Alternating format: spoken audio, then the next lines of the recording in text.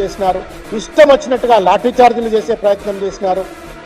దాదాపు 25-30 కిలోమీటర్ల దూరం ట్రాఫిక్ జామ్ అయిపోయి సభా ప్రాంగణమే ఒక జనసముద్రంగా ఉంది అంటే మొత్తం 20-30 కిలోమీటర్ల అంతా కూడా ఒక జనసముద్రం మారి ట్రాఫిక్ జామ్ లో దాదాపు 5-10 గంటల పాటు ప్రజలు రోడ్ల మీద ఇరుక్కొని ఇబ్బందులకు గురయ్యేటువంటి రీతిలో పోలీసులు రేవంత్ రెడ్డి కాంగ్రెస్ ప్రభుత్వం చేసినట్టుగా దాష్టికానికి బలైనప్పటికీ కూడా జై తెలంగాణ నినాదాన్ని విడలేదు, జై కేసీఆర్ నినాదాన్ని విడవలేదు. కేసీఆర్ గారిని గుండెల్లో పెట్టుకుని ఆత్మవిశ్వాసంతో సభాస్థలికి బయలుదేరినటువంటి వాళ్ళందరికీ కూడా హ్యాట్సాఫ్.